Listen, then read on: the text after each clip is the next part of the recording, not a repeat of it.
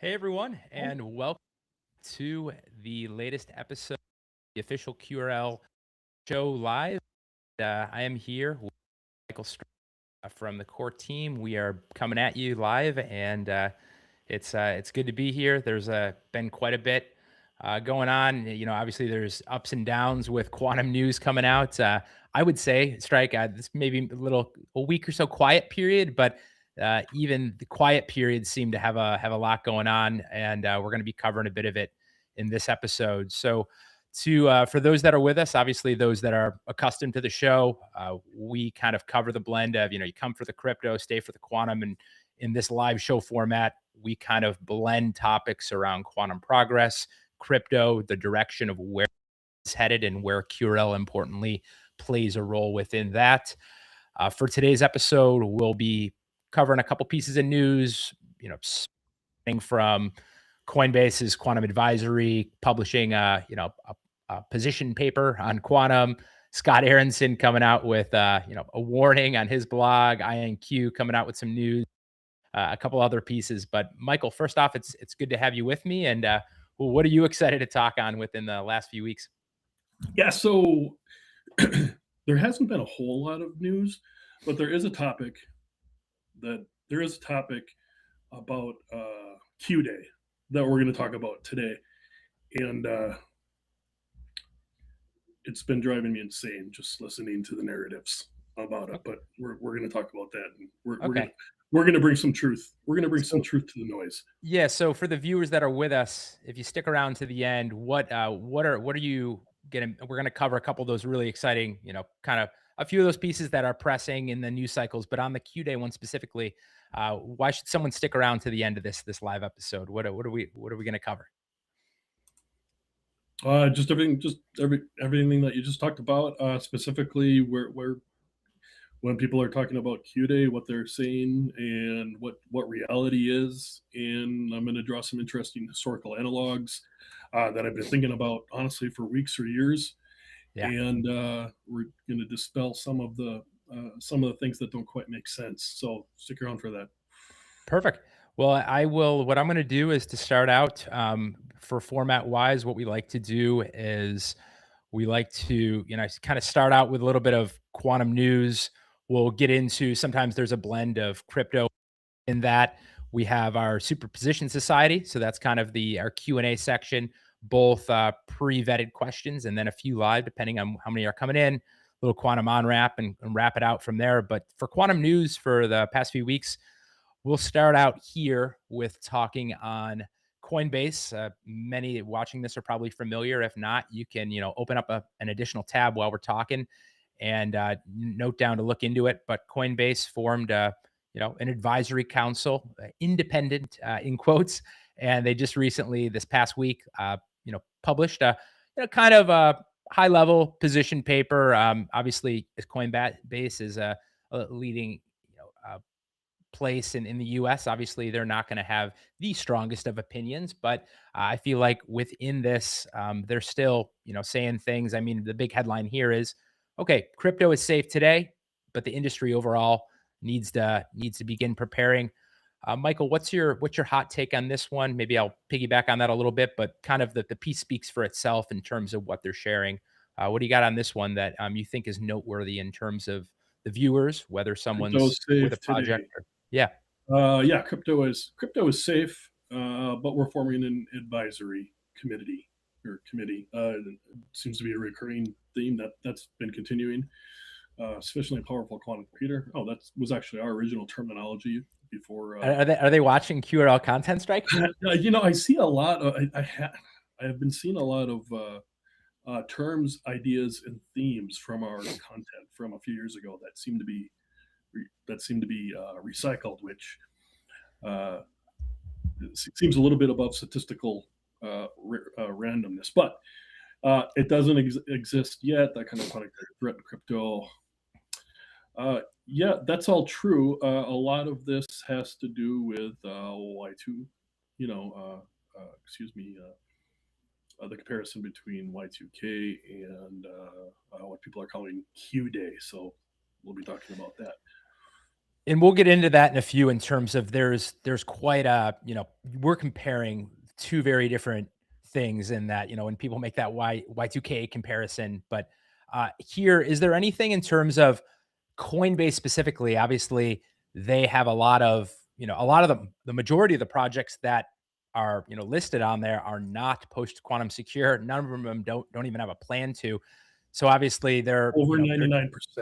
If you yeah. include ERC20s, the entire Ethereum ecosystem, that's all based on Ethereum, and all projects that are running on Ethereum are essentially, quantum insecure, because the L1 itself underlying is not quantum secure. So 99 point, I'm confident in saying 99.999% of the ecosystem in crypto is not prepared, and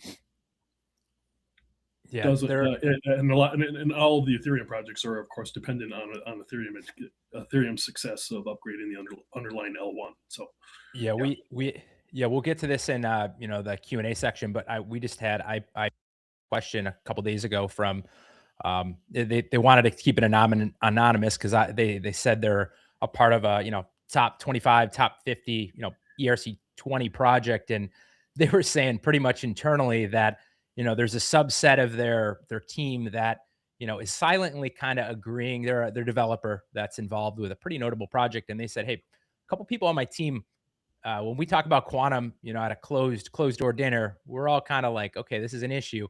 But internally within their company, it's kind of a little bit of an elephant in the room, in that they don't all want to address it because their project literally is not ready It's for it. very inconvenient. Yeah. So Very inconvenient.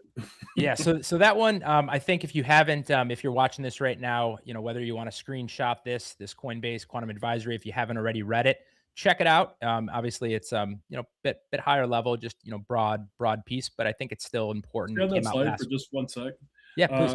Uh, this is a narrative that's just come out with the past 6 months, over and over and over again. Within the past 6 to 12 months, you've seen it migrate from "this is not a problem" to "the time to start preparing is now." That's a big change. Yeah, and it's not. It makes you It's wonder, like, what and this is not a one-off thing. This is everyone's pretty much saying the same thing, from notable figures individually, which we'll get to in a few minutes, to the biggest and most central projects that for a while were almost either saying nothing or the opposite of that. So it's quite a stark realization, and I think it's an early sign of what dominoes are doing. For I any want to jump newcomers, let's spin up any newcomers to the show. No, please do. Yeah. That's cool. Yeah. If you're new to the show, if you're new to QRL, we've been post quantum secure since the first block, since 2018. We've been making content on this for, Brian, how, what, 5, 6 years? Six going on 6 years. 6 years, and this is just on the content. Obviously, the project dates back to very first block in 2018 of being post quantum secure. So it's dating back. We're talking to much less people on it, and it's coming a bit more mainstream now. But if you're watching this, you're still early. So we were talking to anyone that was listening, and back then nobody was listening. It's interesting. If you go back to the content from 5 to 6 years ago, I mean, you could literally, I literally look younger. This is how long we've been doing. And the message hasn't changed. We've had these threats identified, saying that this is a real problem. It is interesting to see the industry narrative catch up. And essentially, there is, it's nice to have the project's foundational principles that were conceptualized in 2017 by Peter, and then first block in 2018. Industry and forward thinking validation. So if you want to, a point being, if you want to align yourself with a project or a person or a company, or look to someone who has a good track record.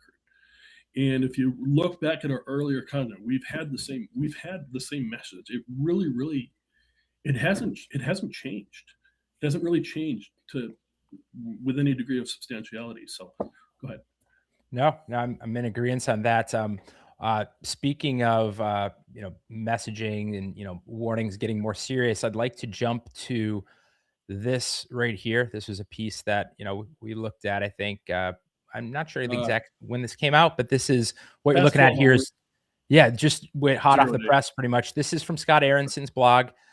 Strike, first off, for maybe a couple people in the audience that are, uh, most people know who Scott Aronson is, but can you give the 30 seconds of, who's Scott? What's when he says something, why does it matter? And then we'll briefly touch on, what this what he just came out with. I think I'm happy to do it as well. He's obviously he's a computer scientist, big at University of Texas, Austin, extremely well respected in the industry. What could you add to that in terms of where he stands on the, when he says something, why does it matter? Uh, it matters because people do listen, and his a lot of his arguments are based on objective scientific fact finding, scientific methods. If you look at if you watch his earlier, excuse me, not watch, but if you go to his page, uh, some of his earlier stuff, he was very much was of the position of that, this is a bit of a quantum pessimist. Uh, Today's, I wouldn't say it's a turning point, but he's definitely adding more weight to how the threat should be perceived, not necessarily declaring himself as the person that's sounding the alarms, but he's saying that people that he highly respects and aligns with are uh, let's say tilting the wheel of his perception to the side of quantum cryptographically relevant quantum computers being a real threat in the near term future, as early as 2029. Yeah, and not only is Scott extremely respected for going on decades, like in his field, he's also a part of, when we talked a few weeks ago on the Ethereum Foundation, they're putting together, an independent board on, for quantum. There's other ones, Starkware, the advisory board. Like he is essentially, not only is he very well respected deeply within the industry, he doesn't have to come out and be giving these warnings necessarily. He's doing that based on what he's been seeing and kind of the direction of where the progress has continued to lead. So I'll pop it up on screen real quick here, and we can just show it one more time as I'll go to what he actually said on screen, which we talked on internally, Strike. Where there's this part right here, if you want to read that one out on screen as we Yeah, sure. I think one of the key takeaways was if quantum computers start breaking cryptography, words right where the mic, right where the camera. Yeah, I can do it too. Yeah, so yeah. Don't you dare come to this blog and tell me that I failed to warn you. This is your warning. He's not saying when, he is saying if. There's was some Twitter buzz on that, but he's he definitely wants to disassociate himself from not having said that this is a threat. If all the prediction, if the prediction models that are pro quantum end up becoming true, it's something that we've been doing for a long time, and maybe there was some luck involved, maybe there was some forward thinking involved, maybe a combination of the two. But I agree with him. That aligns with what I would say. We've always said, hey, we're not anti-Bitcoin, we're not anti-Ethereum. We're here as an insurance policy hedge. Essentially, we're with our QRL 2.0 hard fork that's currently under in third-party audit review by 2 independent auditors, which by itself is unprecedented in the entire ecosystem. We're essentially a hedge in that you're going to be able to take your Ethereum existing Solidity contract, tweak it, recompile it, put it on QRL 2.0, and you'll be able to tell your customers that you've taken quantum security seriously, and that you have a post quantum secure option available. So We're acting as essentially, we have been in the past. We're kind of like a marginal or marginalized security policy, but now as the threat is growing more and more, and news is coming out, and you see more and more independent advisories being created, more corporations acknowledging this threat. It really is starting to validate definitively the quality and forward thinking of what we're going to be bringing to market. Let me turn on my phone. Yeah. So we're And live. no, and just to piggyback on that one as well, we, as Strike mentioned too, of as more people are noticing this problem front and center with QRL 2.0 and what we have, there's going to be a lot of projects out there that have already done a lot of hard work and have worked and built things and projects in all sorts of areas, from DeFi to apps to you name it. A lot of hard work has already been done, and the way that we've structured it is that you can take a lot of that work that's been done and bring it over in a way that you get the massive benefit of being able, like Strike just mentioned, tell your customers, tell your user base, tell your following that, hey, we have this very clear and path that is post quantum secure, but you have the benefit of, you're not going to have to start from line zero of code and have to start it all over from scratch.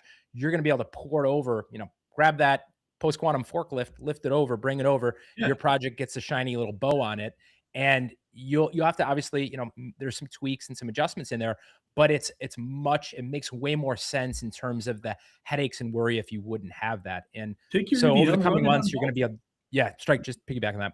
Yeah, take your EVM, run it on both. Run it on Ethereum, and also drop it on QRL 2.0 when it goes live. Yeah, What's and the cost? just to keep jamming on this too, there's, just as with Bitcoin in the early days, Ethereum, you name it, with other projects, the ability for those viewing this, you have an ability to have that early mover advantage in a number of different ways. During the current version, within, when you're touching, test net, or if you're doing something early in showcasing a project, you have the ability to kind of say, I want to take this lane. I have already built something. Maybe you're a Solidity developer that's got some chops, or maybe you're, fresh 1 or 2 years in, and you're thinking, hey, I want to take what I've done and I'm forward thinking and paying attention. I want to make it post quantum secure. You get the best of both worlds. You got what you currently built. You can take it post quantum as well. And I'm glad you brought that up, Michael, which I think we're going to, in the Q&A, we might We're in get to testnet 2.0, by the way. You Yes. could start testing first mover advantage with your project, with whatever amazing thing that you've put together, whatever EVM or whatever. So you'd be first mover advantage in quantum. Yeah. I'm going to jump to, I think we have 1 or 2 more around Quantum News Corner. We got maybe 1 or 2 more stories within here. So I just want to pop this up on screen just for a moment here. This one is a fresh off the press video from this week.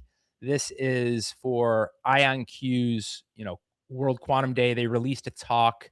If you just Google, screenshot this, if you type in anything around IonQ, Chad from their, from IonQ, Time to Solution, you'll come up, you'll get this talk, and pretty much they're just talking about the general direction. Obviously, IonQ is, very bullish on, themselves as, building in the space of their aim with quantum computing. One takeaway, you can watch the talk to yourself. I think the timestamp, we can include it within the show notes. But if you look around the 13-minute mark of the video, Chad says something really, a quote that I have been talking about for a little bit, which is talking about, I'll read his quote and then I'll expand on it, and Michael can piggyback as well on this. And the quote exactly is, algorithmic innovation itself is on an exponential curve. So what we've been looking at for a long time is, we've been looking at, or people that have been saying quantum computing is 10, 20, 30 plus years out. It's solving and making quantum progress is a hard problem in a number of areas. And Michael and other technical people can expand on it more than me. But in terms of the engineering, in terms of, the error correction, the physics of it, it's hard to continue making progress. And we've been seeing progress One area that I think is kind of has come by a little bit of a surprise to a lot of people, including myself, even in the last 6 to 12 months, is that the innovation around the algorithm side and a few other areas. I think a lot of these projects, we've seen this with some of the reductions in how to even get to a powerful, sufficiently powerful enough CRQCs that would be able to crack using Shor's algorithm. We're starting to see, oh wow, one month ago, order of magnitude lower potential. I think in a couple months we're going to see that continue to drop. So I'll pause there, but I think that for those viewing this, this is something important to think about in terms of you're seeing even the last 3 to 6 months, we're seeing all this progress with that AI. We've seen that in the last few years. We've continued to see progress on quantum computing. The blend of those two and what we're going to continue to see over the next 6 to 12 months, I think that just continues. It's the hockey stick. But I want to pause there. I might have a few more thoughts, but Michael, I want to get your take on this because you shared this screenshot with me and as well. So I know you were thinking about it a little bit. To distill everything you just said and to just Yep. extrapolate just a little bit, I'm just gonna approach this very simply. You're looking at exponential improvement on the quantum computer machines themselves. As an example, every clean qubit that you add to a quantum computer doubles its processing power. That being said, that by itself is exponential power increase. At the same time, this is referencing algorithmic innovations. Probably, I think it's a derivative of Shor's algorithm, which is the Peter Shor's algorithm, obviously from the early '90s, that essentially solves the discrete logarithm problem, the part that breaks Bitcoin, essentially. So on one hand, you have exponential increase of quantum computers and their capabilities doubling every time you add another clean qubit. You also have exponential increase of what he's saying for the algorithms themselves, which is reducing the process. We'll call it processing power of the quantum computer itself. So on one hand, you have the capabilities of the hardware going up, and the requirements in order to execute and solve problems going down. So this is reaching an inflection point, and at some point, something breaks. Something break being referred to as Q day, which we're going to talk about. Perfect. I will. What I'm going to go to now is let me just jump to. Before we get on the Q day one, I just want to bring up one more kind of quantum crypto related story, and I can just jam on this one for a minute. And I think some in our audience on the crypto retail side might be checking this out, even developers. But Solana also just released Solana's quantum readiness paper. I think they released this earlier. This is fresh off the press as well this week, and pretty much Solana has goes over in this piece kind of their position on what they're doing in terms of quantum.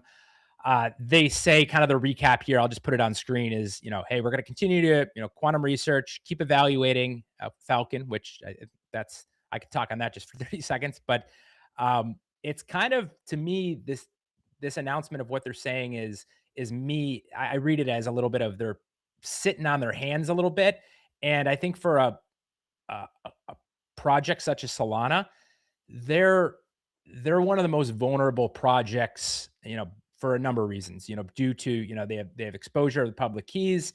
It's complicated code base. They're kind of saying here, hey, we're not only delaying, but they're also looking at Falcon, which is just I talked on this with a number of people internally in terms of that have deep expertise in cryptography. They're using a cryptographic scheme that is not yet standardized, and so it's that in itself kind of puts them in a little bit of a position of danger. And another big part, just to touch on in terms of where they're potentially thinking with going with quantum, and I don't agree with their take on it, but Solana is known, and one of their major selling points is transactions per second and like TPS. So one of their big things is, hey, instant, transaction, really immediate scalability for, projects, consumer apps, NFTs, et cetera. And really uh, that's not going to align well with what they're saying on if they have to make a move with quantum. So they're kind of in not a great position. And so I don't want to really jump into it more than that. I think that they're kind of sitting on their hands too much. The reason I wanted to bring this up more so in Quantum News Corner and Crypto Catch Up is strictly I wanted to just, if anyone in the community or audience of our followings on social hadn't read this piece yet, check it out. It's to be determined what they'll do. Maybe they'll change their tone a little bit, but as of right now, they're very much in the position of sitting on their hands. Anything to add to that? I just those couple points to me just show that they're kind of in a vulnerable spot. Anything to add to that, Michael, or you want to jump? We have a couple other big sections. So I do have something to add. Yeah. This is something that's not talked. I'm going to talk about something that's not talked about often. It's also very inconvenient. If a lot, aside from maybe one or two other projects, lesser known than QRL, maybe two at the most, the migration strategy for blockchain projects is to add post-quantum secure transactions. In other words, the capability to perform a transaction and then write to the ledger or the blockchain itself, and have that transaction itself be secure against quantum computers and remain immutable on the blockchain itself is their migration strategy. However, here's what is never talked about, and I've said this before. A post-quantum secure transaction does not a post-quantum secure blockchain make. In other words, as you start to migrate your ecosystem, you have one ticker. Let's call it Solana. Let's call it Ethereum. Let's call it Bitcoin. Let's call it even projects that claim that they were purpose built for quantum security. They all have the same problem. If you have a project that's an ERC20 or a BRC20 that runs on Binance Chain or Ethereum, and half of that ecosystem lives on an L1 like Ethereum or it's inheriting. Yep. You have to manually do a transaction over to their post-quantum secure L1 at some point. The advantage of this gives you the capability to run DeFi, to be able to increase your user. It gives you the capability to be interoperable. But think about that. Think about what that means for a second. That's the same problem that Bitcoin has.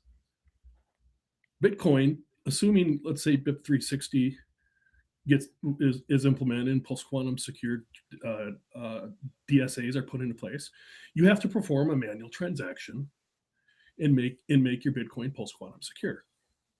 With a project that lives half as an ERC20 and half as an L1, in order to make the entirety of your project post-quantum secure, you have to migrate off of your ERC20 or BRC20 onto an L1. The only difference is being on Bitcoin, you're migrating from one chain to another chain. Or excuse me, on Bitcoin, you're migrating from a chain to the same chain using a different transaction type. With the other post-quantum secure projects, you're migrating off of post-quantum insecure blockchain to a post-quantum secure, theoretically, chain. So you still have to do the manual migration. And history shows us that, first off, not everyone is going to migrate. You mean migrations aren't smooth, Strike? They're not. Fundamentally, these all have this. They all have the same problems. It's that it takes a user transaction and takes everyone to move over, and then suddenly the blockchain space is secure. But everyone has to be done with this, and the old DSAs have to be deprecated. And during this process, we have essentially what's a fungibility problem, which if Ryan, if you have half a Bitcoin and I have half a Bitcoin, that's supposed to have the same amount of value. But let's say, I'm not going to name any project names, but let's say you have a project that claims that they're purpose built around post quantum security. You've got an ABC coin, an ABC token on Ethereum, and I've got an ABC coin on the native chain. Are those really, do those really have the same value? If one is more secure than the other based on what everyone agrees is an existential threat, or has a high at the very least has a high likelihood of becoming an existential threat in the near future? Does that mean your coin is worth the same as my token? Or I think it was the other way around. Your token is worth the same as my coin. That's a value issue. So I would argue no. And the point is, all of these projects have the same problem. They essentially have the same fundamental problem as Bitcoin. You have to migrate, and you have to get everyone to migrate until the whole project is secure. QRL doesn't have this problem. We've been post-quantum secure since the first block. It's block wars, times of 10 times But 100. it's all the same issue. You have to get the user to do something. Yeah, and it's going to be, you risk asset, confiscation, getting forked out, right? And that creates property ownership issues, even with the projects that said that they were built with post quantum security in mind. And we've seen that, nobody talks about this. Go ahead. Yeah, no, and I'm just pulling it back just a little bit, and we've seen the intertwinedness in entanglement, not in the quantum sense, but entanglement in terms of how all these projects connect with one another. Whether we look at the example of like a tether with a little bit of with that spiral down of how did that impact other projects in the space? How did that impact other projects that were tied together? I think when it comes to some of these ERC20s, then you talk at like the level of some of these ETFs and stuff. It's like all these different, even individuals or like groups within, say Bitcoin, for example, you got like the Sailor group, you got like the Bitcoin OG, like they all have different incentives too. So like when it comes to, for each of these projects, it's going to be a little bit different, but just having to do the manual part of migrating, coming to consensus and taking an action, it puts my mind in a pretzel just thinking about it in theory. So when you think about how much harder it is for it to happen in the wild in practice, it's going to be way more messy than a lot of people think. And many people have different opinions. And as I said, there's different incentives. Some people are going to be very incentivized to, hey, they want to do something, but the bigger the project is and the more intertwined it is with all this other stuff and all these other layers, it's going to be harder and harder to go about it. And by the way, the quantum progress it's not going to stop and wait for any of these projects. It's not stopping for us. It's not stopping for them. That's going to continue drumming along as we're seeing. Quantum doesn't care. Yeah. So the next one, I know you touched on this one briefly. I'll pop it up on screen here in the slides just so you can show for a minute. You had another slide here, Strike, which was, this is something that, some people bring up. I don't know. Some people might bring it up as, well, Y2K, for those that are too young, Y2K was at the turn of the century when we went from 1999 to 2000. There was a number of people worried that it would be the end of some stuff digitally, with the clocks changing and everything shifting. But Strike, what's this slide about right here? For those that are our age and above, obviously we know about Y2K without aging ourselves. What's this slide about here? I have to age myself. I don't know if there's any way around it. I was in IT during the year 2000. I was on dial-up. Nobody can use the phone. No, yeah, it was dial-up actually. I had probably just finished. I was just winding down a couple BBSs for any other old timers out there. That being said, okay, there's a lot of comparison about Q-Day being the quantum equivalent of Y2K. This to me feels like a silly thought. The deltas far outweigh the similarities. Let me explain why. And I wasn't involved with any. I wasn't involved with any migration processes at that time in 2000, but I was definitely watching the news and paying attention. First off, Y2K was focused around a large amount of centralized organizations that all had their own code base in their own discrete teams working to solve a problem that had a very clearly defined end date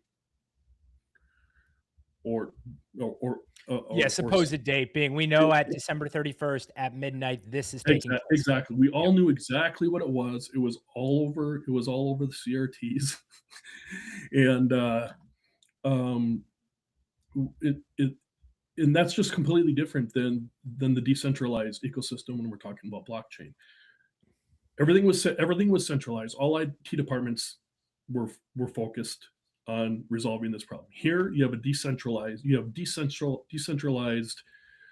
developers that all have to work together from across the world to agree on solutions and implement these solutions, and without forking the chain into oblivion, right? Second, we'll talk about this a little bit more. Q-Day is not a point in time that you're going to be able to witness. No, it's moving. It could move earlier than people think. It could be, yeah. Kind of. I'm going to make the argument that when Q-Day happens, you're not even going to know. And we'll talk about it. Yeah. Okay. So let's so those that are leaning forward a little in their seat, I'm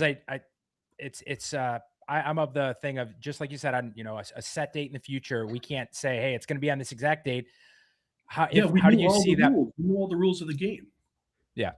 How do you see it? What the problem was. We knew when the date was. We knew what the deadline was. We had consensus that this is a problem. The code was right. The code for having there be just two fields for the year and not having the full 2-0 in front of it. We all knew what the problem was, and we said, yeah, this is a problem. We all need we all need to resolve it. And there wasn't even a debate as to whether or not it needed to be fixed. You just needed to know to be fixed. The problem was self-solving. And then when it did actually solve, everyone says, everyone overreacted. Y2K was never a thing, but since Y2K, I always had the opinion that the only reason that it wasn't a thing is because everyone was so aware that they needed to do it, and had so much publicity on the news that credit cards were going to stop working and bank accounts were going to crash and all of this. It had a lot of hype to it, but everyone knew what the problem was, and everyone had their responsibilities, and no one disagreed. Yeah. So paint this. I know you and I we've talked about this in real life, and we've had a couple conversations. So I'm kind of playing to the, hey, I haven't had this conversation with you before, even though I kind of know where we stand. For the viewer that is sitting and saying, okay, hey, well, that makes sense that it's a little bit of a moving target. We don't know. Is it a year away? Is it 3? Is it a little more? Expand on your take there in terms of when it happens, we won't even know. And then I think a lot of people viewing, no matter where they sit on the spectrum, are probably thinking, well, when that does come out, do you see there being like, oh my goodness, what should we all do? Meaning we individually, and also like, what should projects then do at that point? Do you think it then slowly gets revealed? Maybe lead us up to that point first of your thinking behind why we won't even know what happens, and then we can build on that conversation for a couple minutes in terms of us not knowing, in terms of your take here. I like to use historical analogs as example. I'll pick one in particular, the Enigma program during World War II. Yep. When Project Ultra code breaking, where the Allies, 1942, 1943, somewhere in there. Turing obviously was able to help break the Enigma code. Now, when that happened, did they announce? Was there any announcement that they were suddenly able to read and decrypt states, intelligence communications? No.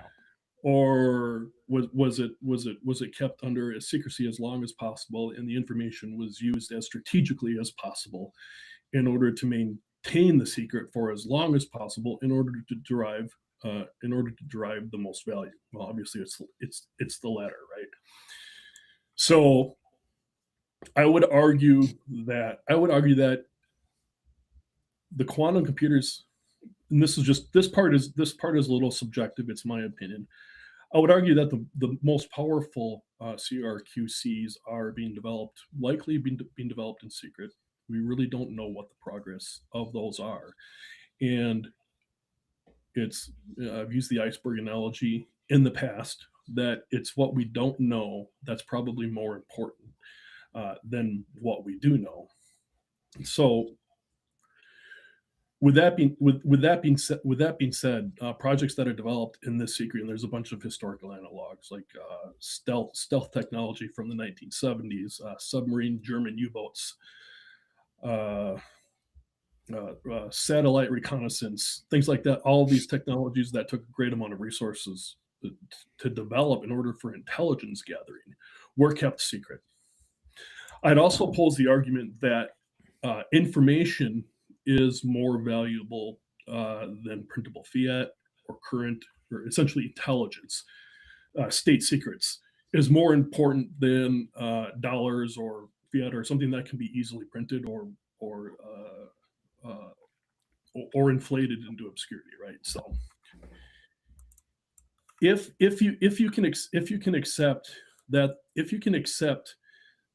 the incentives to keep a CRQC actual CRQC progress secret outweigh that of making it public, I think you'll see that there is no incentive. In fact, and I've said this before, there are very strong disincentives to keep all of that information classified.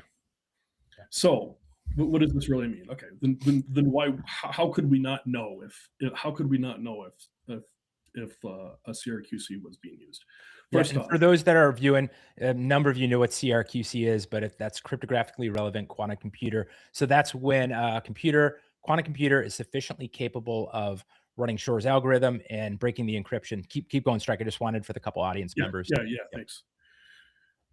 First off, if let's say hypothetically that there's a quantum a CRQC on a blockchain, and it performs a transaction. Its transaction is going to look cryptographically the same as if a user had generated it. There will be no metadata. There will be no obvious indicators that this was done by a quantum computer versus done by the user itself. Nodes themselves, Bitcoin nodes, Ethereum nodes, they're not designed to capture metadata of source IP information, compare that to where transactions, what source IPs they came from in the past, or compare any type of metadata whatsoever, and then exchange that information among themselves and then make decisions based on that. There's just no reason for it, because according to Satoshi's original white paper, ownership of the coin simply comes down to one thing: whether or not you have the private key. So the metadata or the information gathering for something, in order to be able to detect something like this, was never built in, nor was it conceded that it would have to be built in order to identify whether or not this is a quantum computer or just a user. So I would argue that when this happens, you won't even know that it's happened until someone puts together a lot of collected information, or a big wallet moves, or Satoshi's wallet moves, or just things that are statistically unlikely start to happen. Then I think you start to see slow progress towards a consensus that, okay, this has already happened. This has been continuing to happen. Yeah. This is real. What do we do about it? So there's also, I don't want to leave out the positive. I don't want to leave out the positive advantages of having quantum computers either. But I think the fact that these exist still add credibility to the fact, to my opinion, that you'll know that they won't exist. So like There's design and discovery of new materials for batteries, semiconductors, things like that quantum Health, medicine, yeah.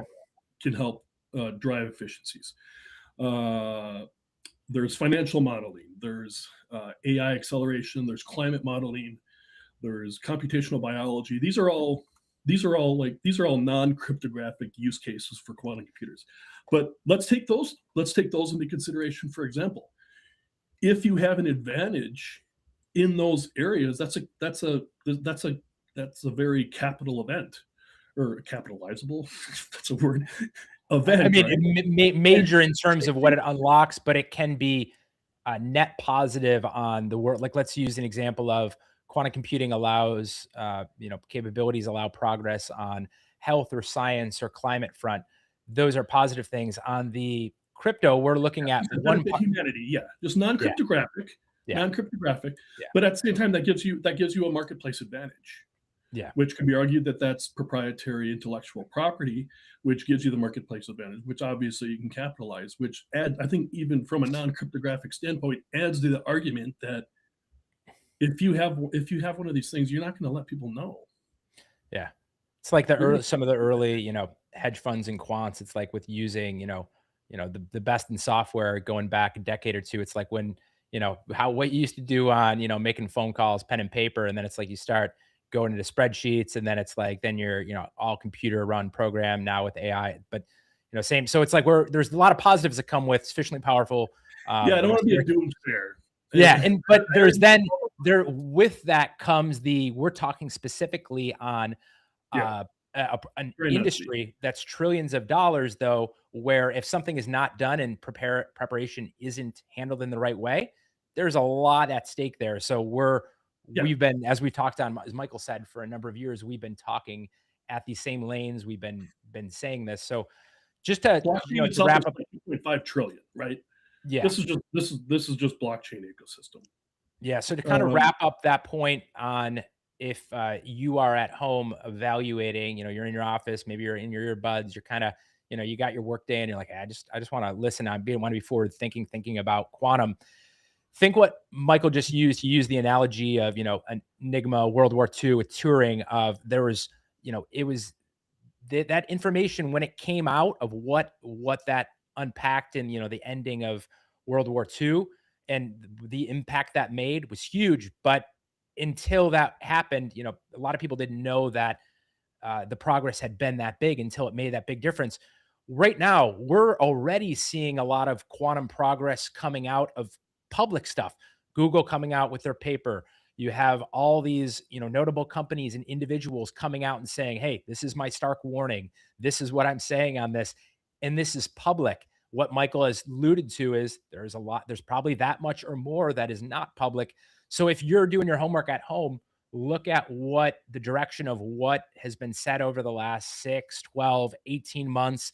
Go into the Bitcoin dev mailing list, look at the hockey stick of, people in there paying attention, developers talking on quantum, whether they believe the quantum threat is, around the corner or not, they're still talking about it every month. When you look at what every one of these projects, what did Solana do yesterday? They released a quantum readiness blog. What did Coinbase do last week? They came out with a quantum and blockchain piece. You're going to see more and more of this upcoming. Michael and I have been talking about it for a number of years, but you're viewing this video, and that means you're forward thinking and thinking about that. So when you are talking about to other individuals, it's going to become easier for you to sell people on the idea of why this matters. And when I say sell, I don't mean it in that slimy sales way. I just mean more of a, hey, you can look at all the data out there. Don't just take my word for it, or look at what the industry leaders, the industry leading projects are saying. You can see where the puck is going. So I just wanted to circle up and wrap in. I'm really glad you brought up that point, Michael, because there's a lot of people that will bring up stuff on the, well, what about Y2K, or what about, the banks, stuff like that. So I want to jump. Anything else to wrap up on that before I jump into that? We're going to post this on Twitter. I genuinely would like to hear some contrary opinions to some of the things that I'm talking about. I'm interested. These are arguable. These are some of the things I'm saying are arguable. I'd like to hear some I'd like to hear some Yeah, counter a little argument. round table. Yeah, please. Yeah, I mean, at the end of the day, I'm a truth seeker. Um, I'm not a salesman, so I'm Eh, really and just a dot connector. That's all I really do is I connect dots and I talk. Yeah, So and yeah, and as we've been seeing, there's just a lot of exciting stuff that keeps coming out more and more. As we jump to the next section, with this being QRL Live, we have a couple more section. We just covered a heavy section of quantum news corner, a little bit of crypto catch up. Just to briefly get those then in the community, both community members and those that are new to our project. As Michael alluded to, QRL, we've been a project that's been around for since 2018, been post quantum secure since very first block. Here for QRL Snapshot, we every week we put out a newsletter that covers the latest progress of where we're at. If you go to the QRL.org, you can go and scroll to the bottom, sign up for that weekly newsletter. Our status as of late, those in the community are already probably privy to this, but Michael, add anything to this. But I think the main thing is that both the audits, as Michael you said, 2 audits, they're progressing well. They're ongoing in each yeah, of our new weekly newsletter updates. We'll keep those people informed on the progress there. But for those that are curious, things are progressing very well, and that's the main there, take for the live right now. there is Um, no other project. There is no other post quantum secure project that is willing to put their reputation into the hands of independent third party auditors, yep, reputable ones. Nobody has done that. yeah. So If I'm jumping wrong, put it in the comments. Yeah. So jumping into this, obviously, a nice perk of these live shows is we get to pre-vet some questions, pull a couple in depending on the time. I know we're pressing a little bit up on the hour mark, so we'll probably get to a couple here. But I want to do a few questions. If you have any questions live, real time that are related around quantum crypto, what we're talking about here, that's like a public facing area that we can talk on. Feel free to drop it in. I'm going to pop up the first question. I'm going to read it out on screen, Michael, and we can go through the first one here for those viewing. If you're listening in your earbuds and you're not watching on video, but you're in audio, I'll read out the question and we'll cover it. So this first one, Michael, I think I mentioned this about 15, 20 minutes ago. This was a conversation I had with a pretty notable developer and a top, 25. They say top 50 in here, but they're with in short, they're with a project that's pretty notable. And so I'll read it out. I'm a developer that is involved with the top 50 ERC20. And as of late, I see the writing on the wall that we need to prep for this. When the word quantum comes up internally, so they're talking about internally within their project meetings and stuff, I think like part of the team believes it too, but they won't admit it because our chain and the team just don't have a plan for it. As an individual developer, WWYD. So I think that what would you do? What would So you I do? think what they're asking and interpret it in the way you see it, but I think what they're saying is, I see the problem. Our project, their chain, doesn't have a solution for it. I think they're probably asking two questions. They're asking, well, how do I help maybe advocate on behalf of us, maybe approaching quantum a little bit better as best as they can as an individual. Um, I don't know their exact seniority, but they're pretty, you know, central developer. And then two, I think they're maybe just asking in general of like, how can they help move the ship to the right place, if that's even possible. So that's the question. I pulled it. They asked to keep it anonymous, so I didn't. Yeah. I just pulled it in here. Yeah. So first off, kudos to you for recognizing that there is a threat that can't be ignored. Just in the blockchain ecosystem itself, when it is a $2.5 trillion industry, any non-zero probability that a sufficiently powerful or CRQC could disrupt your project is a possibility, and any non-zero number is still a big number. So, said that before, and also bringing up the quantum threat seems to be very unpopular. So welcome to my world. It doesn't actually help you build a lot of friends. That being said, I do have a solution for you. Yeah. So what are you telling this dev? If you guys, me, you, and Here's them what I are would do. sitting down in a cafe, having sit with our Yep. laptops open, jamming on it, and we can be really transparent with them because we see it neutral from their project. We're not on their team. So Yep. So this should relate to this project and essentially any ERC 20 project. The problem essentially is this is the perception being that this is in the future. The problem is complex. I don't fully understand it, and I don't want to speak up. People are hesitant to speak up about problems that they're not entirely confident at future risk of being wrong, or whatever other cognitive bias might exist. This is a natural response that I would expect from a blockchain project. Here's the advantage. We've done the hard work for you. Okay. QRL 2.0 will allow you to take your existing ERC20 or your EM, your code. When we're live, we're in testnet 2.0. When the blockchain, when QRL 2.0 is live, we're making a it's not a transition. Think of it as you can run on both chains. So it's going to be, you could run on our chain with just minimal expense. Tweak the code, change the addressing, recompile, drop it on our chain. I think the biggest hurdle is really just knowledge of QRL 2.0, of its capabilities and what it's going to do, and the depth requirement of knowledge is deep, and the problem itself can be overwhelming, which really becomes a mental deterrent, I think, for a lot of people. And understandably so, this is human nature.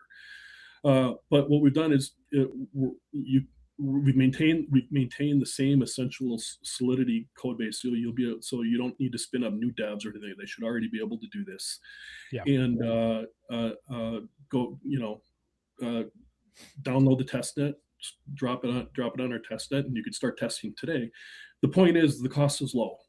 We've made this as easy as possible. I don't know how to make. I can't think of a way in which we could make this easier in order to bump yourself into a truly post-quantum secure blockchain and an ecosystem which is being developed. It's happening right now. yeah. No, I appreciate it. And then, just if, obviously depending on if you're viewing this, you might, maybe you're maybe you're a part of a project that's, big or small, maybe a new project that's been around, whether, you have a very senior role or, whether you're just getting started and kind of, you know, getting your foot in the door a little, if you're paying attention already, you're a step ahead of the curve than a number of people, but, just stay on the pulse of where stuff's going. Based on what's in your control, try to advocate for what it is you believe, and back it up with the parts that Michael and I have touched on, which are, hey, don't just take one project's word for it. Really try to use the general sense of where the industry is going, and then, as Michael talked about, what's naturally going to come up in a lot of these meetings, especially as you're with bigger orgs. If you're an individual Solidity developer, you can probably make the sole decision of, wow, with QRL, I can just pour over and, all the heavy lifting's done. You're the sole decision maker. You can champion it and, move it over to a post-quantum place. But if you're on a team that has 17 people or 37 people, what's going to happen is you're probably going to have to advocate and be a champion for it. You're going to have to convince other people on your team for why it is worthwhile. Switching cost of, hey, this is worth our while. QRL has been around for a long time. So just to add to that, I want to jump to... We've made the cost low. We've made the cost low to do it. Yeah. I'm going to add this. There's one other question that this was just kind of a fun question pulled from a Discord DM, which was, Strike and Ryan, you've been presenting and sounding the alarm on quantum since before I knew about it. Bring back the fedora hat, Strike. Fedora hats, maybe. Yeah, when they say bring back the fedora hat, Strike, Michael has a nice collection of fedora hats that he's worn over the years. So their question is, for each, it looks like they're asking each of us, so we can go in whatever order. What has personally surprised each of you with the latest quantum progress? Okay. So I'll go first on this one. The part I touched on this earlier, which tied to the IonQ line about not only has the pace of quantum continued to accelerate and progress, but the algorithmic improvements are accelerating as well. So the part that is continuing to surprise me, and maybe surprise isn't the exact right word, but like has, been a bit delightful to see in terms of it's the combination of three things. It's kind of the combination of AI progress is moving stuff forward in a way that is going to correlate with quantum, I believe, at least. There's also the area of with each new quantum computing paper that comes out, with each new project, with individuals and groups that are after it as well.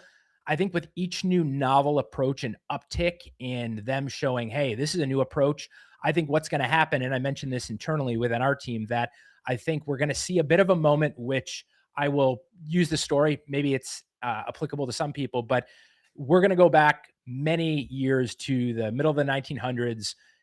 There was a guy named Roger Bannister, and Roger Bannister was the first person to ever run the 4 minute mile. At the time in newspapers, it was thought to be humanly impossible to run a 4 minute mile.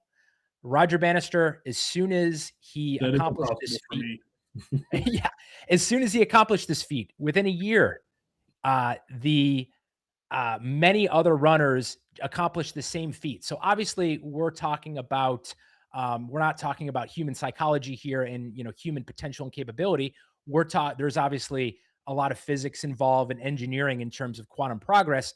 But the reason I use this analogy is because I think that when each new group or paper or company in the space comes out with a new piece of advancement in the space, or they come out with a new approach, I think what's going to happen is all the other competitors are going to see that approach and be like, "Oh my goodness, we didn't even think of that angle. That that brings down what we need to do by an order of magnitude." Or, "Whoa, we didn't even think of this part over here." And it's not that they're not thinking about it, it's that they're just going to build on each other and realize like, wow, this combination of what they did combined with our new level of compute or how we're solving the number of error corrected qubits we need to get to, maybe we don't need to get to that amount.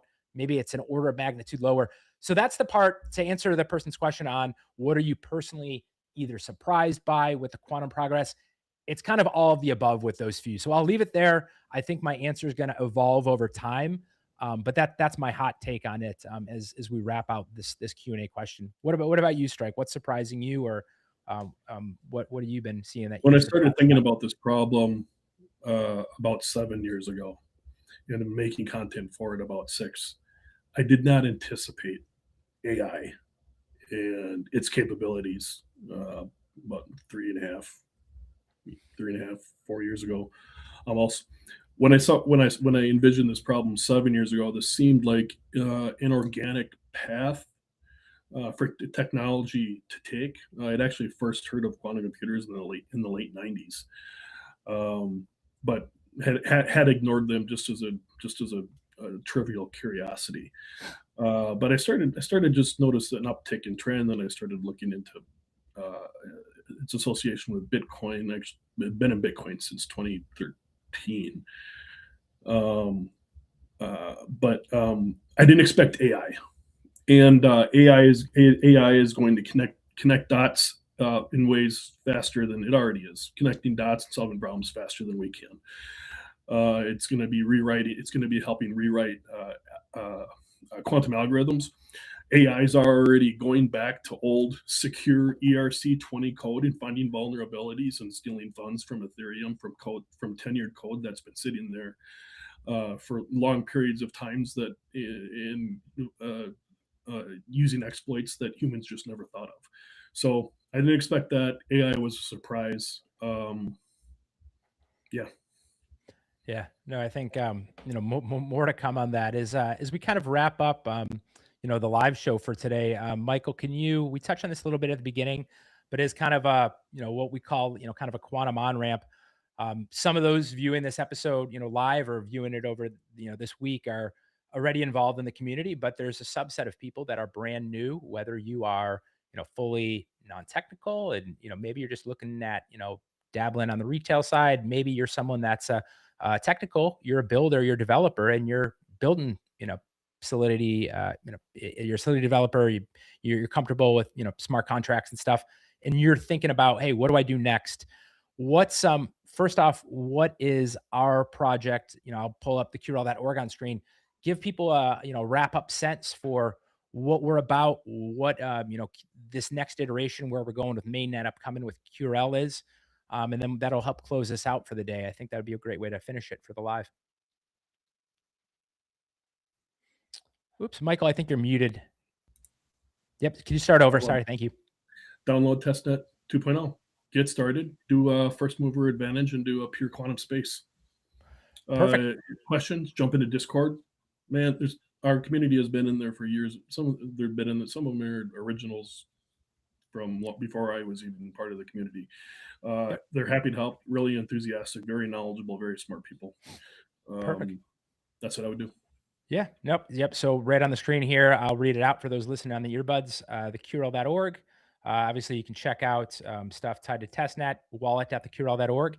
If you're listening to this and you want to, tell your friends, be that smart person at the dinner table, you can go wallet.theqrl.org. Create. We have a nice walkthrough on our YouTube channel as well for how to set up a web wallet real easy within a matter of 10 minutes. After this video, you could set one up yourself if you wanted. Dive in, check on the screen here. If you want to screenshot this, we have a number of links to, join. We have a really great, smart, like-minded, forward-thinking people on Discord. Same with Reddit, Twitter, X, and then as Michael alluded to, for the last going on 6 years, we have been producing content that is around these lanes and saying the same messaging, but really kind of, it's kind of coming a little bit full circle in terms of more people believing in it and, us being early to the party is starting to reap its rewards long term. And we're going to continue playing to that long game because this is not something that happens overnight. And for other project in the space, we look at it as, hey, what's a way to raise all ships, both for individuals and projects? And it's not a time that you can sit and wait. We're not also trying to be alarmist, but the reality is that just as Coinbase came out in their piece, just as Scott Aronson is saying, you got to do something about it. And we're going to continue doing what we do and what we've been doing as a mission since 2018. And if you're viewing it with us live or you're viewing this later this week or next, we really greatly appreciate you being with Michael and I. As mentioned, Michael and I are on the core team at QRL, and there's a lot of really exciting stuff that our team is working on and leading up to. And you can see that within our dev progress updates. And until the next show, whether it's a upcoming one that's live or the next content that's upcoming, Michael and I hope you have a great rest of the day. And be sure that until then, keep those digital assets post-quantum secure, and we will see you in the next episode. Thank you very much. See you guys.